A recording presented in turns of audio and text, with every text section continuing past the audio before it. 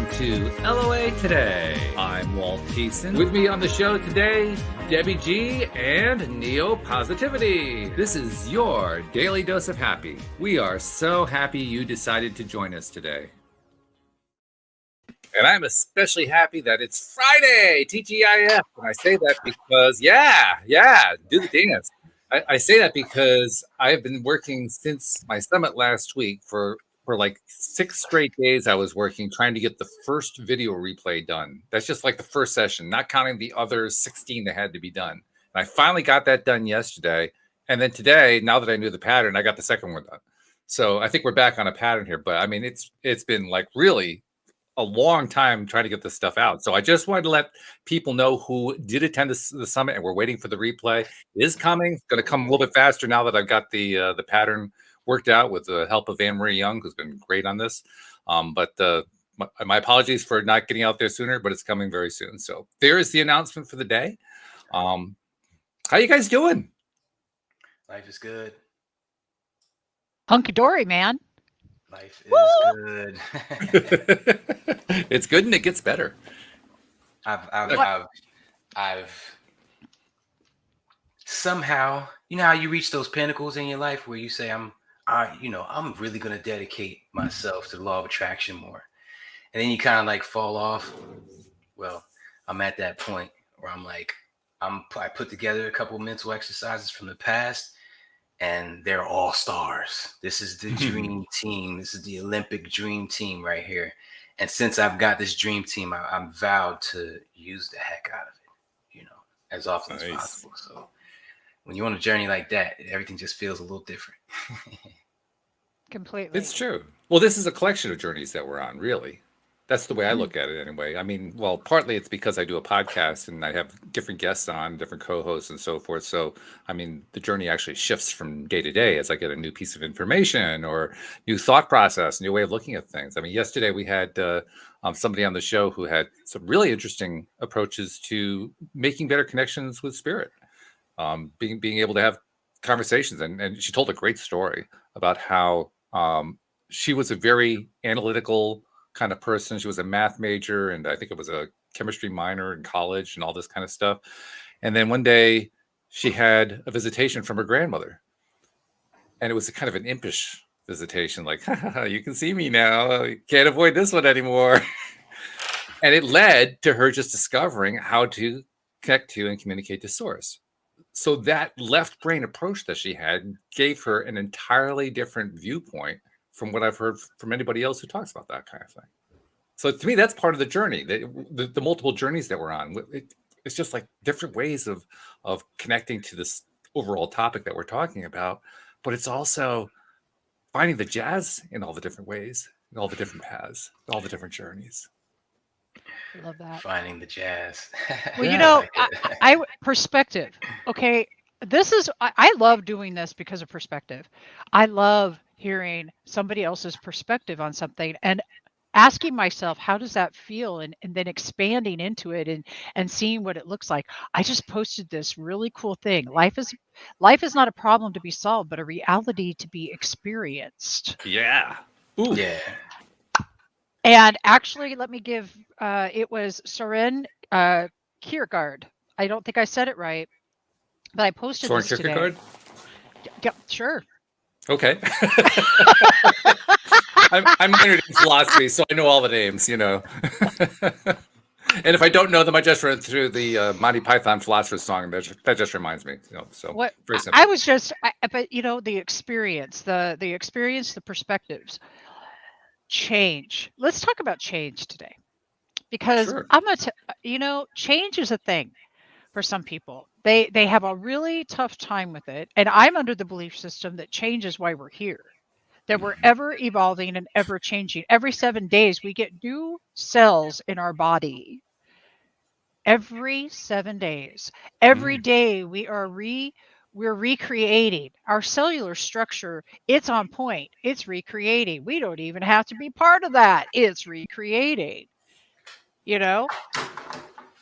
The idea that we fight change is hilarious, because that's why we're here. Yeah, that's true. And we do fight change, don't we? Totally. totally. I've done Yeah. it. Oh my God. I it's have to two do that thing. it's two sides to every coin, and that's one of the things about life. It's like change is one of the most feared things in life because everybody just gets comfortable by nature, but then change is the only thing that's constant. It's one of those things in life where it's just total, flip flop. Like controlling your thoughts is the hardest thing a person could try to do, yet it yields the greatest reward, which is the ability to create your future. So it's like you gotta really study those things like that, what a life has in common like that. Joe, by the way, I got to say hello to Jeffrey and Nasha and Joe chatting in the chat area. Joe, you don't have to raise your hand. Just put the comment in. It's okay. We'll pick it up from there. Yeah. Do you need, Joe, would you like to come on? You can come on. Would you like to talk about that? He's raising his hand to change because when we were having this. So Joe, you're in the hot seat again. So we were having this discussion Joe last lives in a night. hot seat. I'm telling you what, for sure. Well, he knows who he married. I mean, it's pretty straightforward, really. Enough said. Right? So we are polar opposites, and change, though, but to be malleable. I want you all to think about it, though. Just imagine being malleable, allowing things to go. He says, I work for a school district. I can't help it. I married a cute. He's adorable. That's cute, honey. But you just that's adorable. I'm glad that you're following the structure of raising your hand. That's right. You know what? I'm gonna say I'm glad that he's here. I am too. Because it's not My often vibration just went up. It's not often you see spouses showing that type of support, like every episode. So shout out to him for that. Absolutely. Can we just do like, okay, yes, and a heart and a thumbs up for you, Joe. I got to agree. He's extremely supportive. And one of the things that when we were dating and stuff was a big deal to me, is that he was supportive. And I love that. But back to change, I want you all to think about it. Being malleable. When you're going with the flow and you're just allowing life to happen. How exciting is this to go into the unknown and have an adventure? It's scary though. It I mean, not to us three, because we've learned how to grab life by the horns. But I think to most people, that unknowingness is what keeps them in a state of fear most of the day. And so that's, or perhaps it's the other way around. Perhaps it's being in the state of fear that immobilizes you when you're faced with a change. Because what I'm thinking is, if I'm in a low vibrational state, particularly really low vibrational, any change that doesn't seem like an instant miracle seems terrifying. Yeah, I could see that. Fortunately, I'm not there very often anymore, but still, I mean, it's not that long ago. I remember. But why are we in fear? Why are we in fear? Comfort zone. We're taught to fear. We often are. It's a belief system. Shame. What if I fail? Shame. What if they don't like me? Shame. What if I speak my truth and everybody ostracizes me? Shame. Well, what I don't know what's going to happen. I'm going to have to do this thing, and I don't know what's going to happen on the other end. Fear. Fear is false evidence appearing real. False evidence is judgment. Whoever just said that, I love you. Fear, false evidence is simply having an experience come up in your life and you choosing to use that as evidence to back up your story of fear. Do y'all feel that? I feel false. That's all it is. It's a story you're telling yourself. I want to take it back a little bit further though. Let's go back to when we were babies, before we knew about stories and narratives and anything.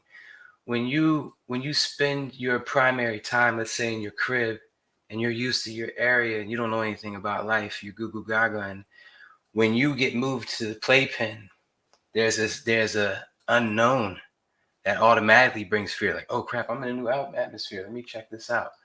And so that kind of makes me think that it's deep rooted in the fearing the unknown is deep rooted in that respect. So it's like, that's something else we had to get over. That's another hurdle in life. Life showing us limits, and we have to believe in abundance. You can only reach so far. You can only scream so loud at that age. And so life is teaching us that, limits as well. So I don't know. It was just what I was thinking when I was dissecting that in my mind. Yeah. I Well, love that. I'm sorry. I'm also reminded of what Abraham Hicks talks about, because they talk about the fact that when you come into the world as an infant, as a baby, and then as you're kind of growing up in that first few years of life, first of all, you came in with a very strong memory of source energy and of what your mission is and all that. I mean, everything is very clear from a non-spiritual perspective, or from a spiritual perspective, and you're learning how the physical works. While that's happening, you are very, very dependent, particularly on your mom, both parents, but especially on your mom. Your mom is usually the bigger caregiver, the one who's providing your food and just taking care of all your needs and so forth. And when that happens, you are so dependent on your mom's emotional state that if she's in a bad place, you're in a bad place. And there doesn't even have to be a reason about it. All you know is if she's afraid, you feel afraid. If she's angry, you feel angry. If she's upset, you feel upset, because of that really, really strong connection between mom and infant. Yeah, they just literally separated at birth. They were vibrating at the same frequencies for months, and then he or she separates from the mom, and their frequencies are still holding on very much. So yeah, I can see that 100%. Yeah. Jeffrey, yes. He says fear serves a purpose in keeping us safe. Our body is telling us danger. I love that. But look what he says before that. Is part of our work, and I love this, it's a question, is part of our work changing fear into curiosity and wonder? And I love that you asked that, because actually what you've done, Jeffrey, is you've answered the question in the question. And here's how. Totally. Because by you actually being curious with that wonderment, you can go into change. When you're curious, you can start seeing, well, why is this bothering me? What is happening? What is the real fear? Is it true? Is it still true? And I love what Neil brought up, because I actually, my beautiful adopted daughter, Maddie, just had a baby last night. Oh, congratulations. I just was like, right before I got on here, I mean, Dahlia is beautiful. This child is just so sweet. That's great. Nice. Her mom passed away years ago, and it's been a joy to be able to step in and at least provide support for Maddie. But to just watch that. So when you were saying the baby separated from the mom, and she's 3 weeks early, so completely, you are 100% right. The science that goes behind being a child, being in the crib, and let's say that you're in that crib for 15 minutes and you're hungry and nobody's coming, that neuroplasticity in your brain getting built. Okay, this means I'm being abandoned. There's nobody coming for my needs. I don't know what to do. There's some serious stuff that comes in there. And when we're not taught as a young child how to properly process our emotions, and I'm not talking about infant, but I mean, even at 1, 2, if we aren't taught how to properly manage that, we just instantly go right into, oh my God, fear. But here's what I got to say. I'm 54 years old now. I'm not Happy a baby. Birthday belatedly. Thank you. I'm not a baby. And I'm a big girl now. Yeah, we need to stop. I needed to stop. I don't know what y'all need to do, but I needed to stop blaming or looking at anything when I was younger as being a fault or a real or whatever. Here I am as an adult making decisions based upon my childhood trauma, my perceived childhood trauma. Can I even put that in there? My perceived childhood trauma. And just going through life, just reacting to it, not knowing any differently. And there might be some of you maybe that still feel that way. But if you've been watching this show or anything on LOA today, probably not for long. Um, we have the capability of breaking the cycle. We have the capability of repatterning our own brain, our own neuroplasticity, and we have the ability and the absolute power to take back our power and live exactly how we want to do. I heard something recently, and I'm going to say that people are afraid of the truth. They're afraid to speak their truth. They're so scared to speak their truth because they're so afraid of being rejected that they won't do it. They're so afraid of being abandoned, they won't do it. And here we are as big adults walking around as trauma babies, not speaking our truth, all afraid of this and that, and then wondering why that we're not seeing the results we want because we're holding on to something that is no longer serving us, probably didn't even serve us well as a 1-year-old. It's true. And so I had to grow up. And drop the mic. Killed grow it. up. Yeah. So yeah, and the simple fact is that when we're in that space, we're not living now. We're living then. And the worst part about that is you really can't do anything about the then except perhaps rewrite it in your brain into something else, which would be a good idea in many cases. But that's not what we normally do. If we're in that place, we're just living back there the way it was, the way we experienced it in that horrible, fearful, angry, frustrated, whatever it was place. And then we're doing it over and over again. And then we do it again. And then again. You know, you just made me think about Walt. We still also do that daily. That's the worst part. with every purchase we make. Today there's these 3 games for the Oculus I wanted to get. They dropped the price 75% off, and I was like, Now they had dropped it 75% off in November, and I slept on it. It went away. Price went back way up. They dropped it again for Christmas, and I was like, And then today I was like, dude, if I was a cajillionaire, I would not hesitate to make this little purchase. And so I bought all 3 of them. I was like, you know what? I'm gonna use them. They're well worth the money.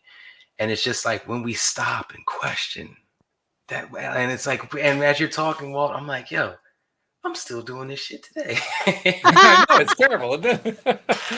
but you know what the good news is? The good news is recognizing it. Yeah.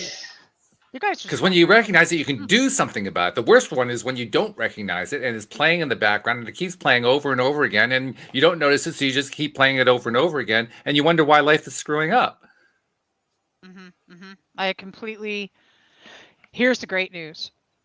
We get to make a decision today. We get to make a choice. If you can recognize it and you have awareness of it, you can shift it.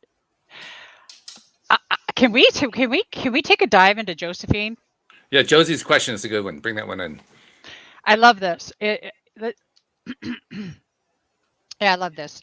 And Jeffrey, you're rocking it.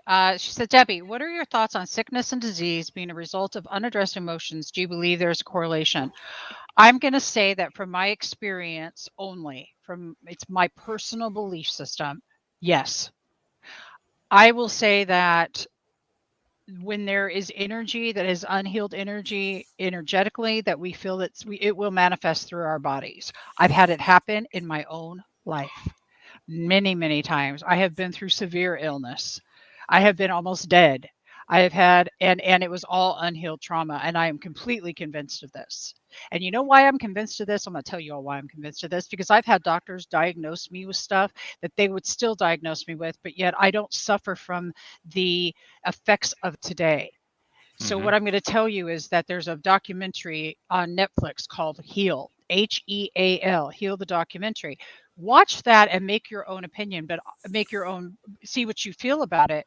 My guess is if you are bringing it up, you're probably in alignment with that. So yeah, I'm in alignment with that. And I always, if I have something come up, like if I'm not feeling well, or if something's manifesting physically, I will honestly go and Google it and see, okay, what could I be energetically, or I'll feel into my body and I'll ask it, what's going on here? what's going on. And usually for me, it's an unmet, it's emotions that are stuffed, you know, like you ever seen stuffed shells that you make, manicotti, and you stuff them? That's like my emotions. I was a, Yeah, but they're tastier. yeah, good point. Well, actually, I want to challenge the idea that things that we don't like aren't good, because they just are. They Oh, just sure. are. So even when because I just went through being sick, I was on here not feeling well. Mm. And I had to take a deep look. I just went through this. The whole world's going through this. Why? Because we're being asked to look at, and this is my opinion again, we are being asked to look at our truth and our power and where we're giving it away. We're being asked to look at those things that we've been afraid to accept about ourselves that we call dark. We've been afraid to do it. We let fear stop us from expanding into the absolute divine whole human that we are, because we want to label it, judge it, make it something it's not, blah, blah, blah, blah, blah, blah. And I do this all the time, by the way. I don't think there's breaking it. I think we get to challenge ourselves. I just get bored, so I'm bored in the house. Bored in the house. Is that the reason? Okay. You should have heard me last night. Oh my God. I was giving Joe a ration of shit. Like, you can't even imagine. So, and he can attest to it. I'm telling you, it's not that I am kind of proud of it, because I am.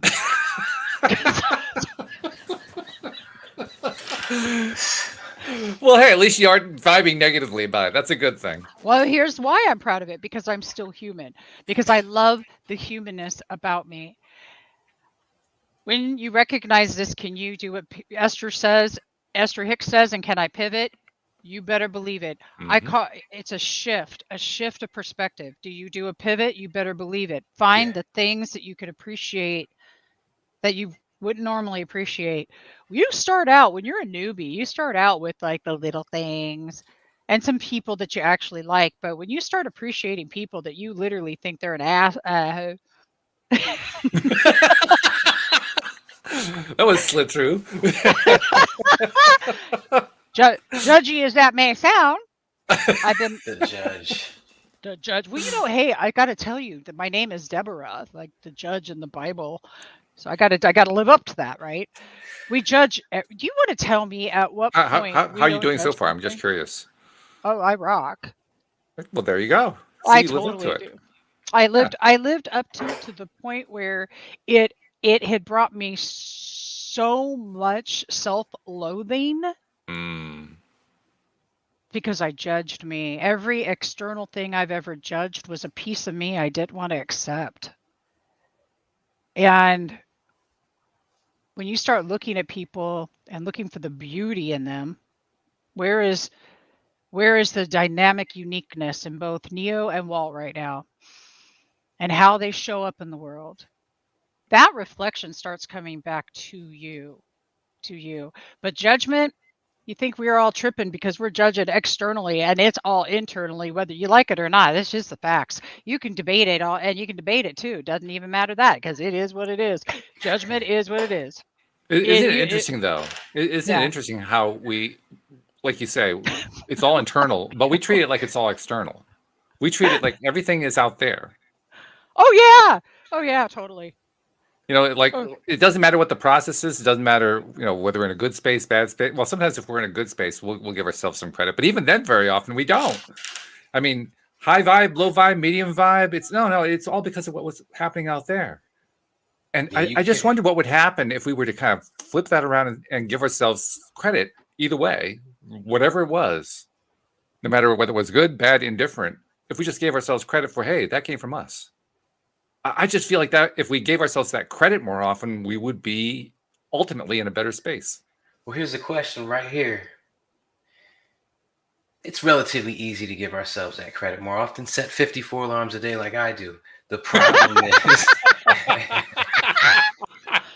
whatever works. the problem is if you don't set 54 alarms a day, and even before, in between, like the problem is getting your mind to feel that level of confidence and positivity on its own. That's what I think would be the master, the piece, the ingredient to getting everybody to not just wrap your head around it, but for it to be a part of your every 10, 15 minutes, your thought foundation, I guess you could say. Yeah, well, you're talking about revisiting where you're at regularly throughout the day and making adjustments as needed, which is like the ultimate in conscious creation. Or skip revisiting, just live in that headspace. Okay. You know, just live in that head. That's what we want to do. We were talking about pivoting earlier. I like the word pivot, but it doesn't hit home for me. I guess from Police Academy, whatever, about face. I like that one because now not only am I shifting my attention, I'm turning my back to whatever the hell that was. You know, and when you turn your back to something, it kind of, you know, it means something to me. I wanted to ask you guys about this kind of pivot, money spending, because we breezed over it 5 minutes ago, but money spending. Okay, you want to live the lifestyle of a big spender. A big spender, when they're at that register, they swipe they don't feel it, they don't care. So how can someone manifest that type of lifestyle when they can't go to the register and swipe? Every time they swipe, it hurts just a little bit, maybe not a lot, just a little bit. So how do they wrap their head around that good feeling, thus manifesting the future where they can swipe with a good feeling again? It's interesting you mentioned this because I spent a long time over this past week on the first video from the summit, which was Dan Mangana's talk. And in that talk, I mean, because of all the different things I was doing to improve the video and decide what my format's going to be from episode to episode and so forth, session to session, I kept replaying stuff over and over again. So it's that particular session is ingrained deep in my head right now. And part of that message that he kept hammering on, he really did hammer on it, was that we were talking about the millionaire mindset and what the millionaire mindset is. And he is a millionaire, so he's certainly qualified to share what that mindset's all about. He says, as he goes through his day, no matter what he does, he sets a certain standard for himself. And that standard is, like, he said he didn't buy a watch for 2 years because he refused to buy a watch until he could get a good, real watch. Not like a half-assed one, a really good quality watch. And then he refused to buy knockoff designer clothes, and he won't watch a pirated movie. And he does all the things that are true to what the mindset of the millionaire is, that don't necessarily involve spending money on them. So it's about attaining a level of integrity, setting a standard of integrity for yourself, and then meeting it to whatever degree you can within your means. Sometimes you don't have the means for doing it, so you just do it in your head. But with everything that you do, you set yourself like, I may not have the million right now, but I'm going to have the mindset of the millionaire. I'm going to behave the way the millionaire behaves. I'm going to think the way the millionaire thinks. I may not be able to spend the way the millionaire can spend. But even on that, I mean, Dan went off. He went off on this really great thing about how he spends. I think he spent like between $300,000 and $350,000 last year on self-improvement. Yeah, on self-improvement, $300,000 to $350,000. Mm-hmm. And the big reason why he did that, he didn't even need half the courses he signed up for. He said there were like $40,000 masterminds that he didn't need the mastermind. But he signed up for them and he paid for them because of the connections he made. Mm-hmm. He met people, paying those fees got him in the room.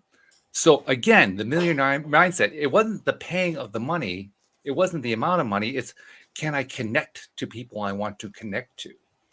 Now, he's trying to connect to people like Richard Branson, which, by the way, he succeeded in doing. He's going to be actually at Richard Branson's island this coming spring. I mean, it's just freaking amazing. But that may be out of our reach right now, but we can still apply the same principle with connecting with people who aren't maybe at Richard Branson's level, but people that we know about that we want to connect with. That often doesn't even cost us a dime. But we can treat it in our minds as if it cost a dime. And we can, in essence, pay the fee to meet that person, to make that connection, to find out more about that person. That's the millionaire mindset. So it isn't about spending the money. It's about the mindset behind the person spending the money. I love that. I'm going to add to that. Yes, Walt. Yes. Thank you. Yes, Walt. Yes, Yes. Daniel, Say actually. Yes, Dan. Yes, Dan. Yes. Yes, Dan. Yes. My big question is to all of you and every millionaire, billionaire, zillionaire, trillionaire. Do you believe you are worthy of having it?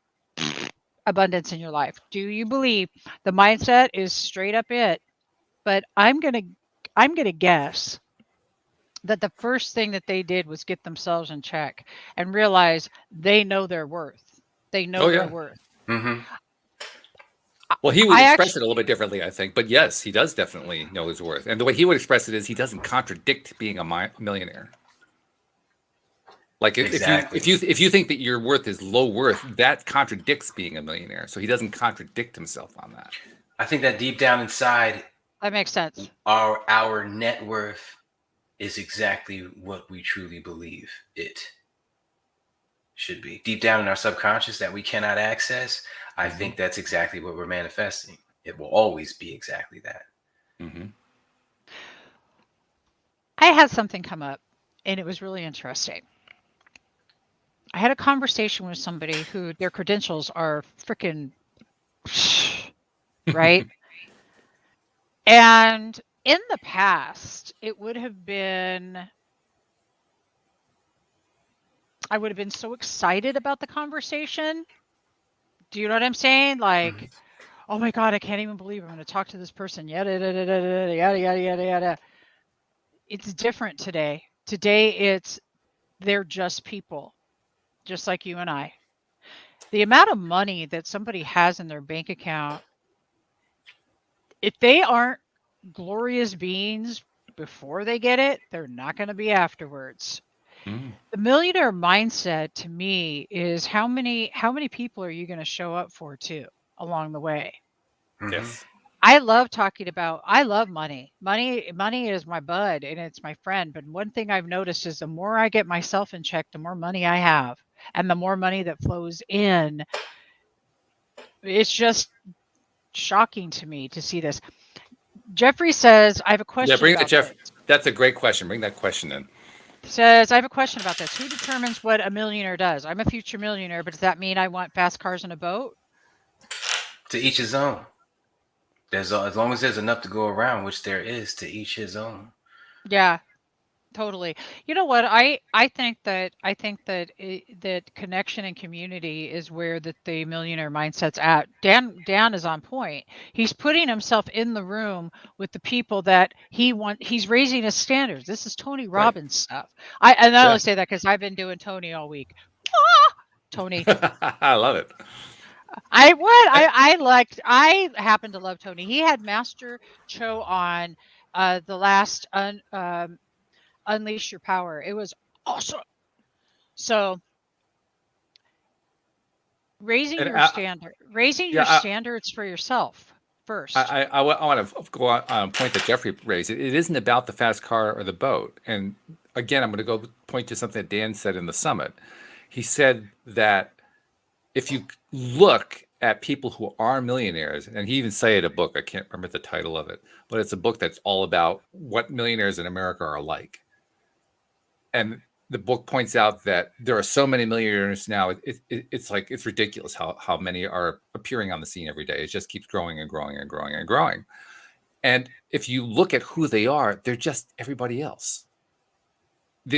What Jeffrey's referring to is the idea that I think is in many people's minds that there is a certain thing that millionaires do. And it's, from the advertisements that we've seen and so forth, that, the millionaire wants the fast car, the beautiful girl, the boat, all that kind of stuff. But that's just the advertisement. That's not the reality of what millionaires really are. Millionaires are just people who live their lives. Most millionaires get the car and return it. Honestly, seriously, they get a Lamborghini and a week, 2 weeks later, they take it back. They're like, all right, and they take the hit and they end up getting something more practical. Tom Shadyac, he's a director of a lot of the Jim Carrey movies and all the Nutty Professors and stuff like that. As soon as he got big, he went and bought a $10 million mansion think it was less than 4 months later, sold it. He's been living in a trailer, and he rides his bicycle everywhere. He's just happy. He's content. He loves it. Like, he's not content. He genuinely enjoys it more there. And that's beautiful right there. And that's what you just answered. To be in trust of your abundance is 100% what Neo just said. It's what Walt's been saying. And is it about living the happy life you want? It is. If you're making intentional if you are taking intentional action to create the life that you're looking for, money wise, if you're taking those steps, that's awesome. But supercharge it with a badass, I am a freaking rock star attitude. The kind of you look in that mirror and go, I rock. I am so awesome, and I freaking love me. I'll tell Joe all the time, oh my God, I love me. Because I did something I love. And he'll be like, well, I'm glad that you just told me that you love. I'm glad you just told me you love yourself. And I'm like, well, because I do. Not to minimize how much I love him too, but I love me more. Can I cut in here real quick? Oh, please do. Because I want to get on that so much. But first, I want to say the word rock star. I don't know about you guys, but it does something to me.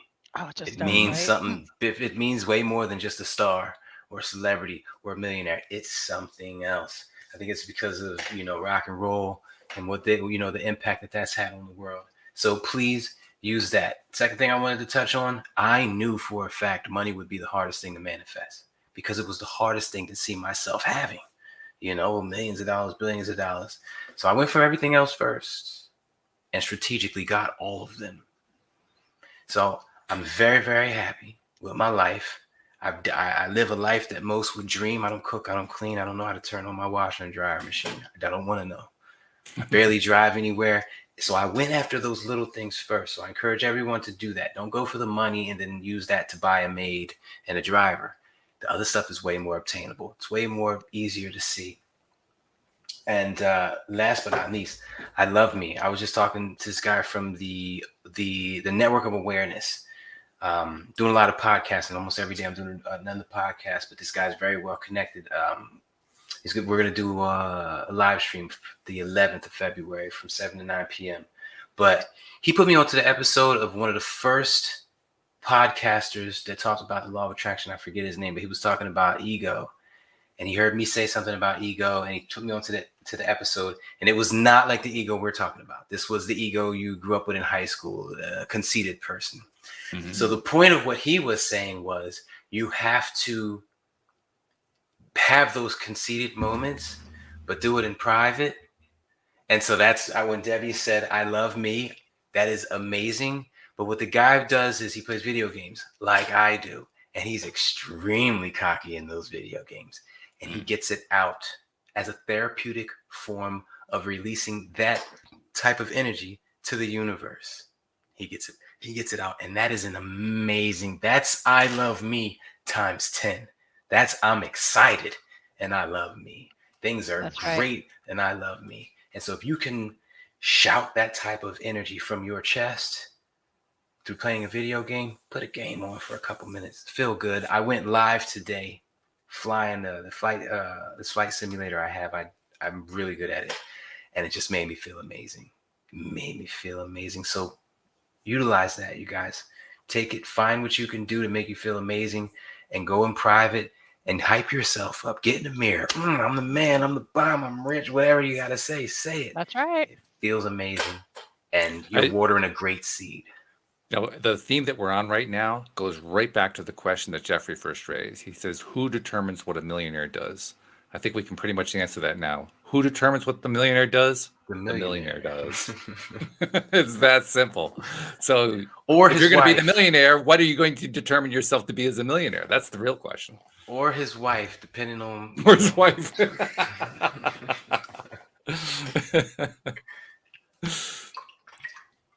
Oh, oops. Today. Okay, so I lost the headphones. Here we go. So the way that we look at ego, It's edging God out. But the way that we look at ego, when you're egotistical, the judgment of egotistical. When somebody is confident and cocky, we judge that. Why? Because, well, in my case, because I was afraid to be confident. I never wanted to be a cocky confident, but I really don't care at this point because now I just know. And I want other people to see that you, through me, give yourself permission to say, damn, I love me. Jeez. Wow. I showed up for that. I'm so stoked right now. Here's what happens. You lose the need to get this from other people because you start filling up your cup inside and then you can give it away to other people you see. It's this permission we give ourselves to fully embrace who we are, the good, the bad, the ugly, the beautiful, the whatever. And if we're filling ourselves up with that, I can then show up and say, here you go, and here you go. And then because I can do that, I'll then again say, oh my God, I love me because that just happened. Because I listened to source, because I followed my gut, because I listened to myself. Oh my gosh. Funny things happen when you start realizing how much you matter. I think it's a degree of, I think it's jealousy. I mean, am I a cynic to say that? Like, No. Because everyone wants to be happy, and confidence everyone wants to feel good, and confidence makes you feel good. So when someone sees you in that confident state and they secretly hate on you, I think it's because they want to be that happy and they're upset that they're not. Mm-hmm. Sure. And different people express it in different ways. I believe the term douchebag comes to mind as one of those ways. But yeah, and that right there gives me the mind space of, why is this person acting like that? I really feel bad for him at that point. So I love that you're bringing that up, because what I've discovered within myself, and that was an amazing discovery. Yeah, right. It discovered herself right off the show. I mean, holy cow. She discovered how to disappear. Yo, we need to talk. I don't know what they taught you at Thai boot camp, but you know how to disappear. Boom! There it goes. Okay. She learned how to return to one with source. She just returned to infinite possibilities. Oh, that is great. That is amazing. Funny. Perfect timing. Absolutely. Yeah, we couldn't have planned that. Not really, no. She's a magician, and she's gonna pop back in and just say, "Oh, she'll pop back in a second, I'm sure." Yeah, here she comes. That was classic, brother. Absolutely classic. That was great, Debbie. We were just loving that. You were right in the middle of your line, and then you popped out. And we said, "Wow, she just manifested herself right off the show. That's pretty cool." The internet just went, poof. Oh hell, I don't even know what I was saying now. Oh, that's all right. That's right. It was good though. It was great. Well, whatever it was, I can tell you all you matter. That's what I know. You matter. You matter. You matter. And when you were saying what you were saying, understated statement in everyone's mind on this earth. I don't think people realize how much they matter, and that's something I struggle with, because I'm this hermit that doesn't leave the house unless he's going to fly or go to a convention somewhere. But yeah, everyone, please realize you do matter to somebody. And if you got nobody, you probably matter to your neighbor, you know, that sees you walk around, or you matter to somebody. Well, you matter to us. Boom. All three, right? That's absolutely right. There's a lot of people out there right now who, because of what we've experienced the last couple of years, have experienced what we call loneliness. And because I was single for so long, I chose to step into loneliness and turn it into aloneness. And there's a big difference between the two. When I'm lonely, it's because I'm lacking something, and I don't think I matter, and I don't think I don't, you know what I mean? I just feel all alone in the world, and nobody cares about me, and this and that. I go into a real wham wham wham wham ambulance story. Gonna tell you. Yep. And Something else. whereas we like being alone, Alone. because then we get meditative. My favorite, sorry family, my favorite time of the day is from midnight till 2 a.m. I'm There you sorry. go. Yeah, It's your I'm sorry. aloneness. It is. I love it.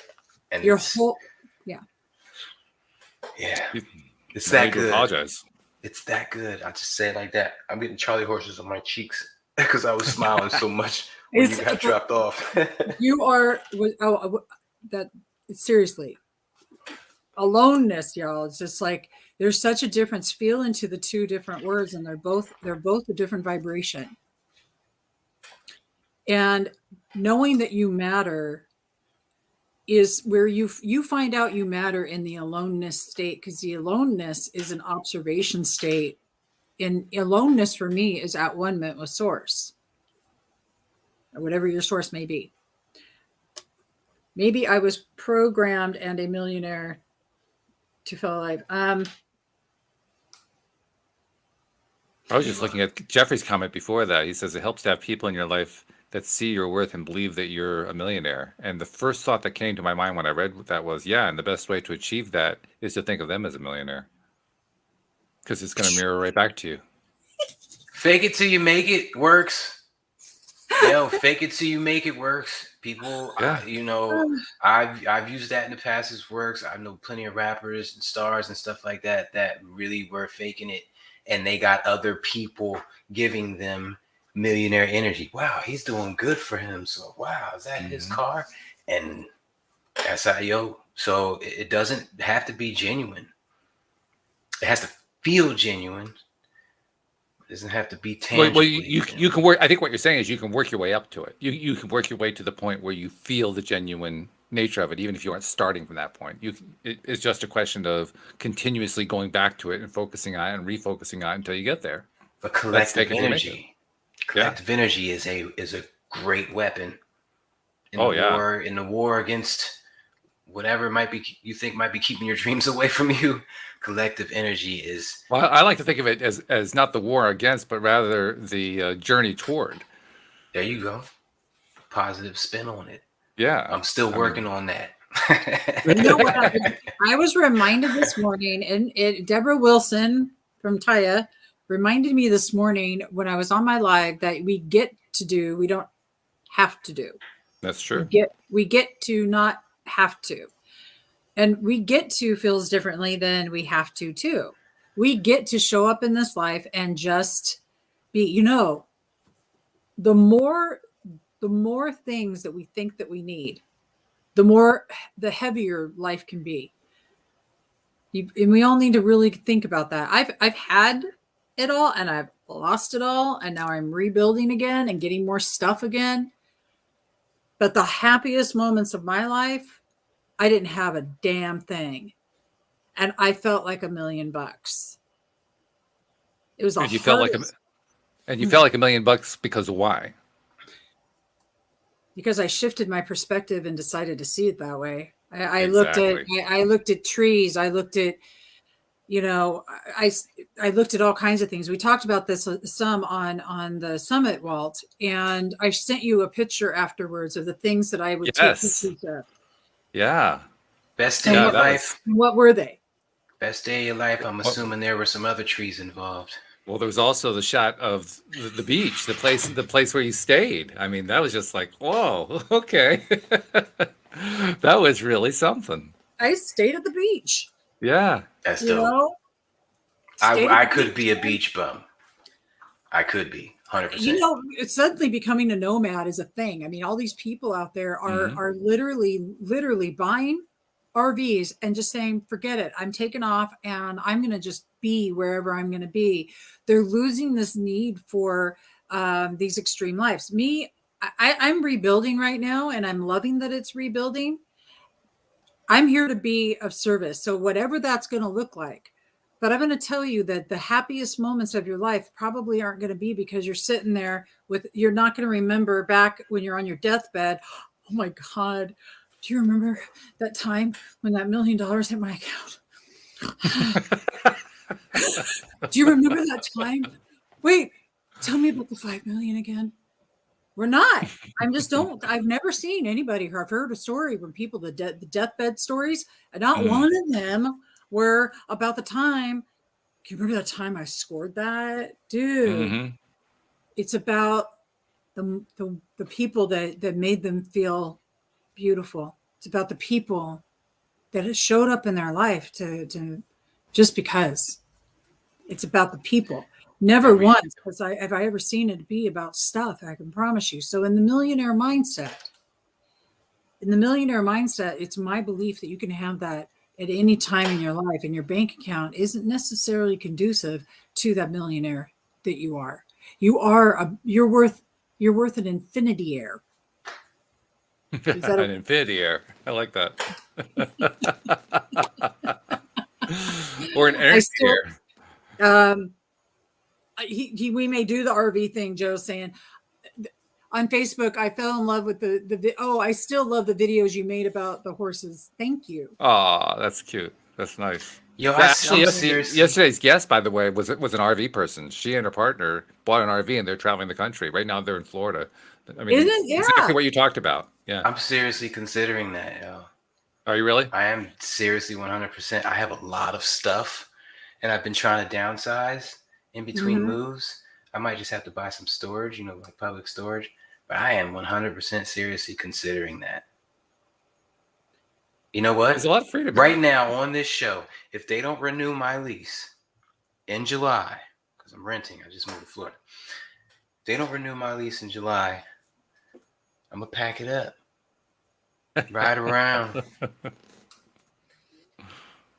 Well, because we can. That's why. Because anybody and everybody can do anything that they choose to do if they choose to do it. Period. Make a decision. Do that thing. Make a decision. How much does an RV cost a month?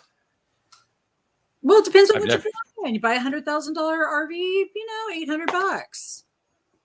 But you've got. But I mean, come on. There's some other factors in there. You've got gas. That's one.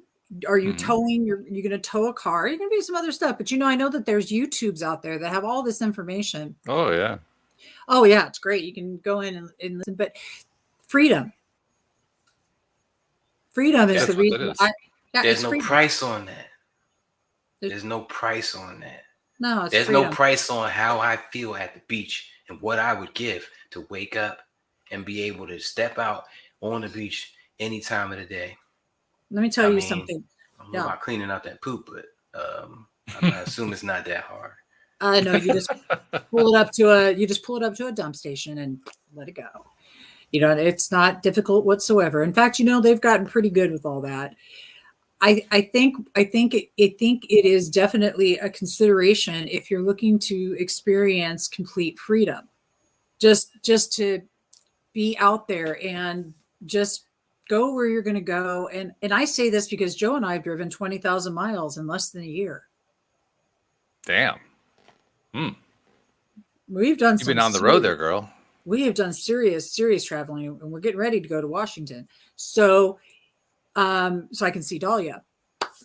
But it's the freedom of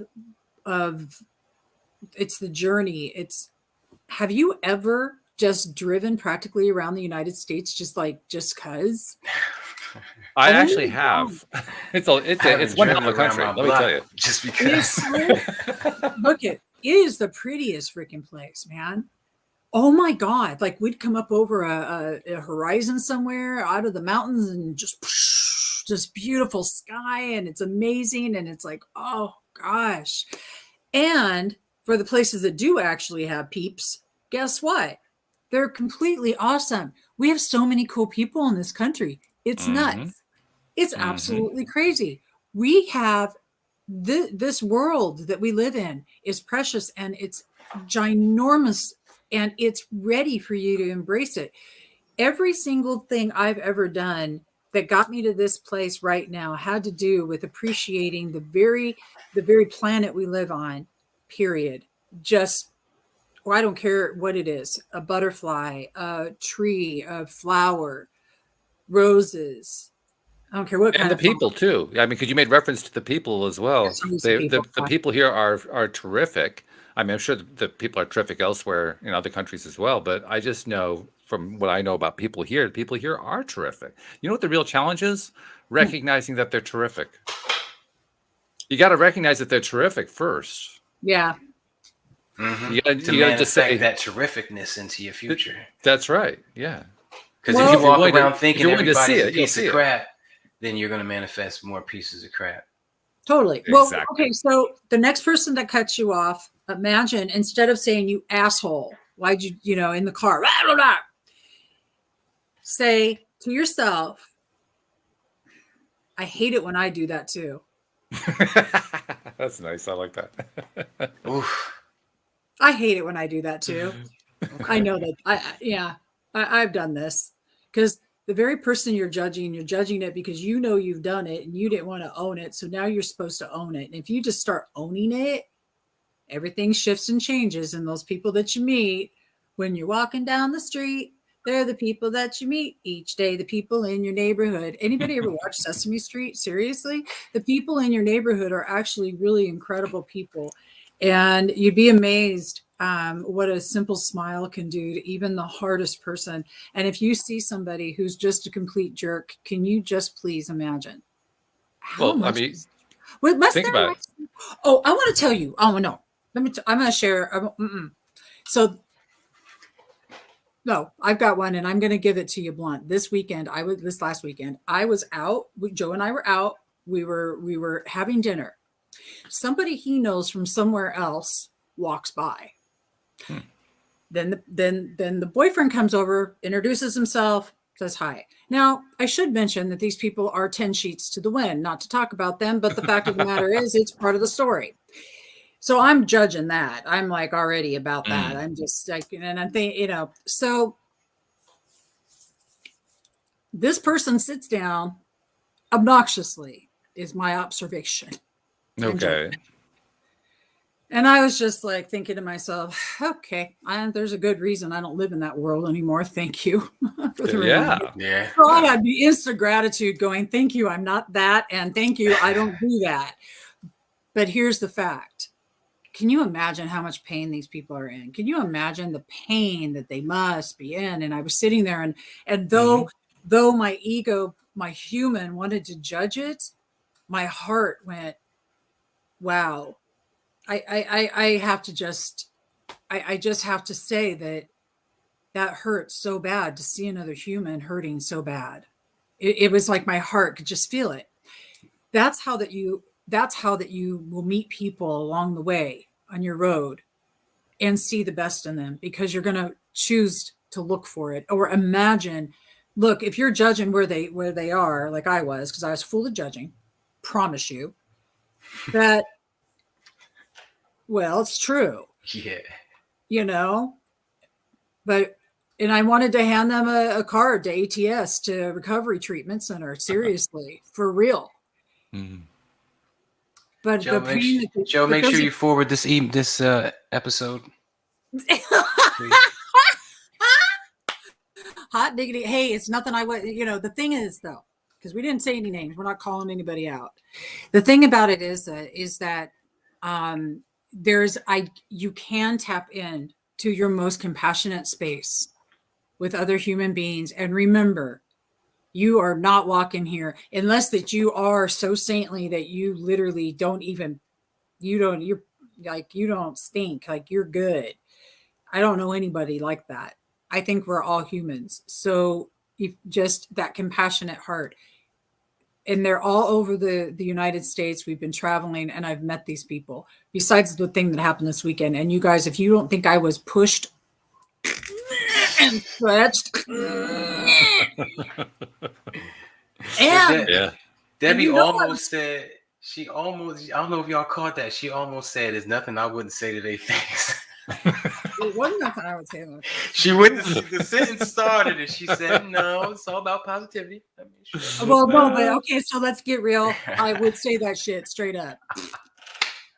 I love it. Like you I'm need some reminded though. like you and I reminded what both know. time- You know what I would say? You and I both know you need some help. Go, and I got some places for you to go to get that. And you know how I know that you need some help? Because I was that person who needed the help. I was Okay, there. that's why. That's how come I can see that pain. So yeah, for sure. You know, the worst thing we can do is lie to other people, but you don't do it when they're wasted, because otherwise it's going to be a blowout, and you don't want to have a blowout. So just keep your mouth shut. And my dogs agree, apparently. Well, I think we just, put the seal on it. There it is, right there. One thing I do want to mention too, to kind of add into this, even though we're a little bit over time, is that Yes. I'm thinking about what you learn in TIA, in a TIA boot camp situation, because it's one of the things they talk about when you encounter somebody who is living in a way that you don't like, or is doing something that you don't like, or some sort of behavior pattern that just doesn't resonate with you and really rubs you the wrong way.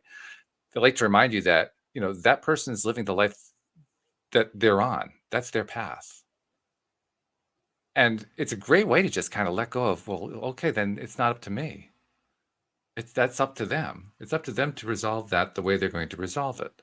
The best thing I can do for them is to send them love and wish them well, and just let them continue to just do the thing that they're doing In their time.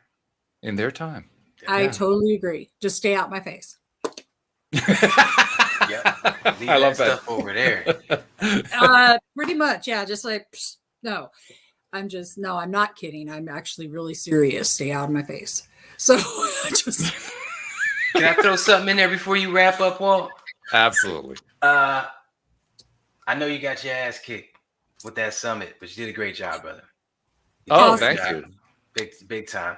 I picture you like the Rocky fight where he was fighting the Russian. It was bigger, it was badder, and it threw a lot of damn punches. But you ate it and won in the end, brother. So I appreciate that. I'm actually very pleased with the summit itself. Yeah. I mean, the feedback I got from everybody who was there was just stellar. Absolutely stellar. Yeah. So, I mean, I learned a lot about what I want to do with the next one that I'm going to do. And I learned a lot about what I did well. And I learned a lot about how great it is to have a team working with you. And I had a great team. You guys were part of that team.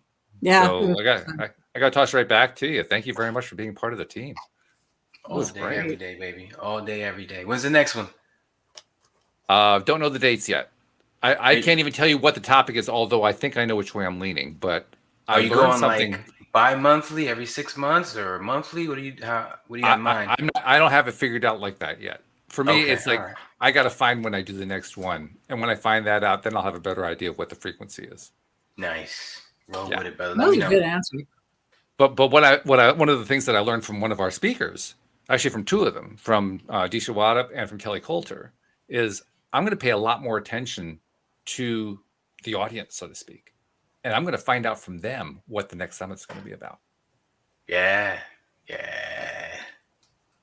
That's one of the best takeaways I had from my own summit. If you ever want to sit back and pick my brain about all the summits I've done and what I've learned, I could definitely save you 12 months of learning lessons. I think we need to do that with Neo for sure. Deal. Yeah, I'll take you up on that one. No doubt about that. I'm here, brother. Hey, this is great. Thank you guys very much. Thank you, podcast listeners everywhere. We'll see you all next time here on LOA Today. Goodbye, everybody.